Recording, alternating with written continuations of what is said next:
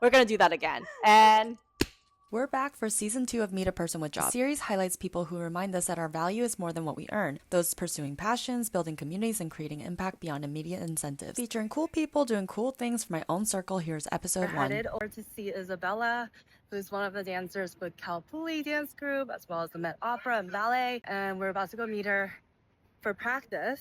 We're in the East Village, and I can't believe it's changed so much here. Come with me to go meet her and the rest of the dance troupe. Are you ready for rehearsal? Let's dance.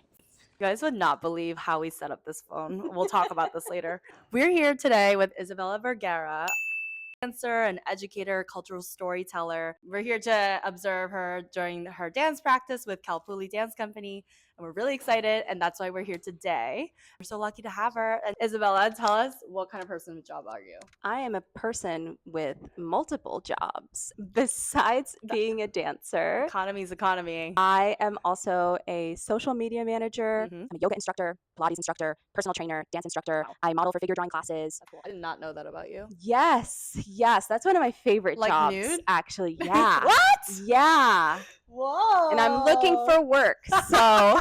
Oh my goodness. I currently dance with Calpulli Mexican Dance Company. I'm a freelancer, so I also do lots of different projects around the city. I do some projects with a company called Jazul Dance.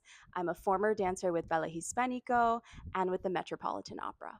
For season 2, what we're doing differently this year is that not only am I being connected and interviewing people that are in my immediate circle, cool people doing cool things, but also now we have a referral system where people can only be interviewed if they are connected somehow to that core seasonal group. So you're actually friends with Mac, and so Mac was the one who recommended you. So let's dive right into it. I think also the pandemic, even though everyone wants to put that in the past, really had a profound pivot point for you. Tell me more about that. COVID was definitely a really hard time. I think a lot of us dancers collectively feel like we really lost a year of our young dancing, performance lives. Those years don't count. They don't. -5. I saw a lot of my friends actually shift careers and do something else because it just felt like the arts were so unstable, and we basically saw them disappear. We couldn't do our work, so it was a really tough time. But all artists are really resilient and persistent. So even during lockdowns, we made it happen somehow, whether it was through Zoom, making a dance film that could be screened, improvising in your bedroom, no matter how small it was. Yeah. We somehow survived. Isn't that the year you also start to really be interested in Mexican heritage dance and you found Calpulli? Right? Yeah, so right before the pandemic in 2019. Oh, right before, yes. Yes, I auditioned for Calpulli and they accepted me even though I had zero Mexican folk dance training. They truly taught me everything that I know today. And they hired me as an understudy. So I did some performances with them, but no huge roles. I still had so much to learn. And then by the time the pandemic hit, I was still an understudy, and I just felt like I was frozen there and didn't know how I was gonna move forward and continue to grow or when we would be back in the studio. But they offered us weekly online classes. Amazing. And as annoying as it was to just dance in my bedroom in my sneakers and annoy my family by stomping on the hardwood I was gonna floor, say, I thought that you did were it wearing anyway. nail encrusted heels, driving your family definitely, crazy. Definitely wouldn't let me do that in the house, but that really kept me going and honestly helped me maintain and improve my technique over that year, so that by the time we did go back to the studio, I had moved up and became a normal company dancer and started dancing more roles and started to progress. Yeah. As much as we hated the pandemic, a little bit of blessings in disguise. I think you had that time to really upgrade your skills and learn a little bit more and eventually fall back in love with your Mexican heritage, right? Which is so cool. Even for me, I have not had this reckoning moment with my Korean identity either. Not also. Let me take that back. I am a Korean immigrant. I moved here when I was 7, and I think the Korean diaspora, just like many diasporic communities in America, we're neither nor, right? We're not Korean enough or Mexican enough. We're not Totally. American enough. We're always in this in between. And I think it's so beautiful. When I first met you and I learned about your story, I thought that was so beautiful that you had this time to really reconnect with your roots and do it in tandem with something that you love, which is dance, right? And moving your body and showing your expression that way. Yeah, tell me more about what that relationship is like between your Mexican heritage and dance. I relate to that sentiment so much Yeah. of being in the in between, Mhm. not being this enough, not being enough of that. Mhm. I have tan skin, I'm 5'2", dark hair, like I Yeah. appear very Mexican, but it wasn't until the past few years that I really felt very Mexican. Beautiful. And dancing with Calpulli and learning Mexican folk dance 100% helped me do that. I've just learned so much about the country that, my family comes from and then I'm a citizen of now. Oh, that's so cool. Yes, I have When'd you get your dual citizenship. Hey, I got yo. it in, oh my gosh, You're I got it a while lucky. back. Yeah. I had to give mine up. Oh, Korea does not believe in dual citizenship. I got mine in 2017. Oh my goodness. Yeah. At least you have somewhere to go. Yeah, I've learned so much about the history. What was the most interesting thing you learned about Mexico? Did you have, what was the test like? I'm just so curious. There was no test. Oh, it's just by heritage. Yeah. Oh my gosh. Yeah. So because my dad is Mexican, Right. like his children have the right to. Oh, that's amazing. gain It's citizenship. like Europe. Yeah. Okay, got Just it. my mom's not a citizen. She's really jealous. Okay. She's an honorary Mexican. Amazing. She's a badass. She like learned how to speak fluent Spanish. Oh yeah, you need to tell us a story about your mom though. The first time I met her, I was like, "What are your parents like ethnicities? Like, are they both Mexican? Like, tell me what you said about your parents." Well, I said I'm half Mexican, half Jewish. No, you didn't. No, she said my dad is Mexican. My mom's Brooklyn. My mom is from Brooklyn.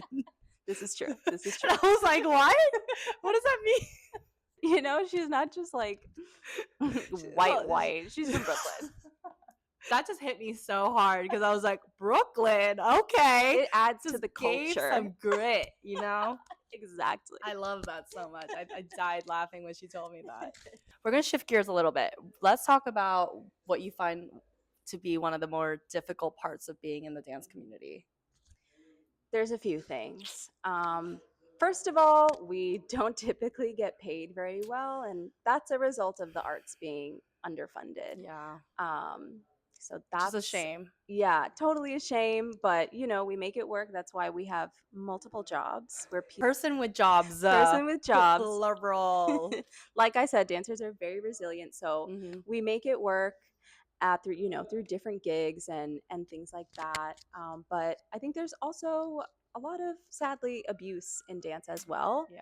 I think dancers are very easily taken advantage of because we love what we do so much and we will take a lot of shit in order to do it because it can feel like you're replaceable. There's always somebody waiting that would want your job. So you're supposed to be grateful for every little piece of opportunity that you have. Yeah. But my motto is that you can be grateful and want better for yourself at the same time. And how have you been working to kind of combat this a little bit? Yeah, I definitely had my own, fair share of experiences with some emotional and mental abuse throughout my dance career.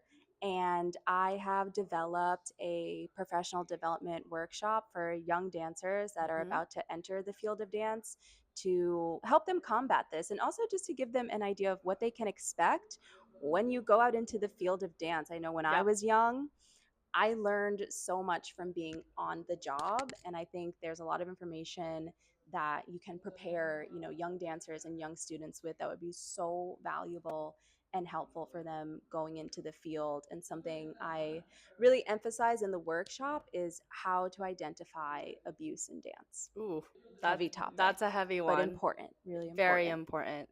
So you're actually friends with Mac, and so Mac was the one who recommended you, and she sent me over your Instagram profile, and one of her the links on her profile was a Canva link, and I was like, that's weird. Let me click on that.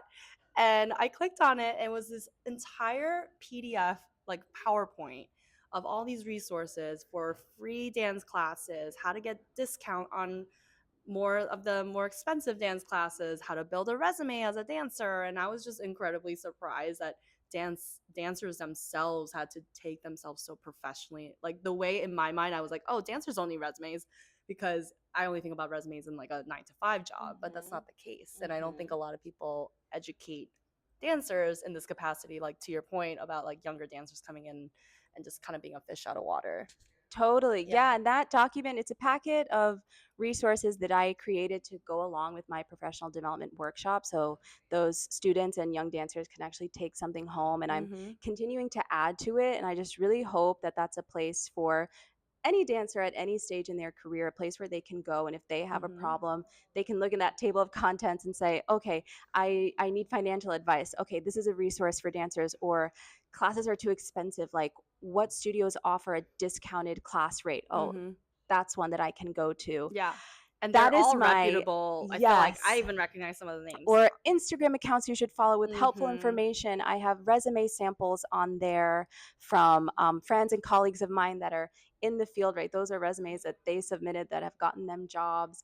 So that is my hope with that document, that it can become a widely used resource. We have 10 minutes until practice starts, I think. Let's just keep going. So what is an unpopular opinion about the dance industry? In 30 seconds or less. Go. Dance years are like dog years. Ooh. So I'm 29. I would say that means I'm like 50 in dance years. There's not much time left. That's a joke, but it's also kind of serious. Like, so much can happen in 1 year of your dance life that it feels like you've lived several lives in 1 year. And, you know, it's a very physical job too. People always like to ask, what are you going to do when you can't dance anymore? Because obviously my body will give out one day, but I think I can keep performing for a while. What are you working on now, professionally and I love the year 29. I had a fixation on it when I turned 29, and I actually went back and read all these books about like the defining decade and your 20s. And I really do think the 20s is all about just trying things and seeing what works for you. And that doesn't necessarily mean jobs, but you know, who do I want to be, and my personality, and what are my likes, dislikes. Tell me what you think you found the most challenging in your 20s. I have had to learn, I think, to just trust my own timeline and letting go. Yeah, so totally, of where you thought you would be. And I feel like that affects me the most, like career wise. Sometimes you see young dancers that land a huge gig right out of college, and that wasn't me. And, you know, sometimes you feel like, oh, where would I be now if that had been me and I had been all these steps further ahead? But that's not my path. That's not my timeline. More good things are yet to come. What are you working on now, professionally and personally?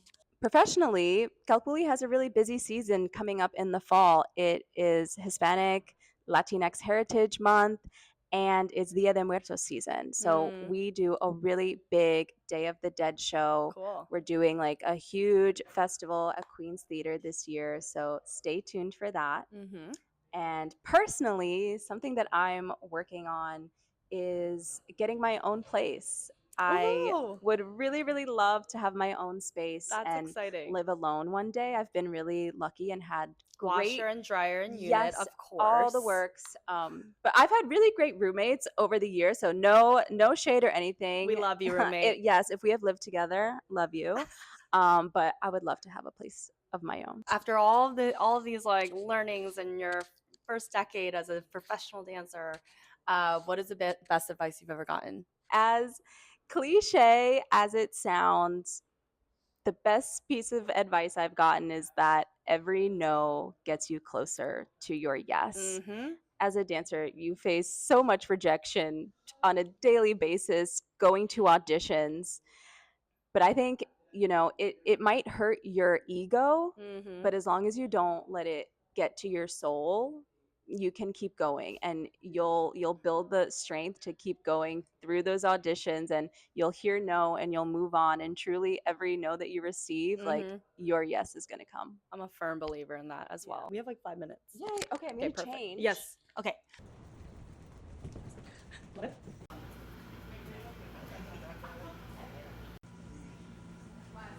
5, 6, 7, return. 1, 2,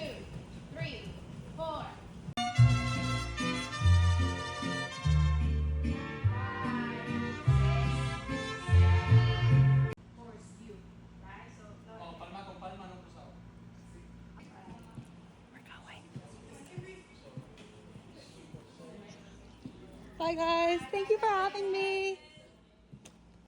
Bye.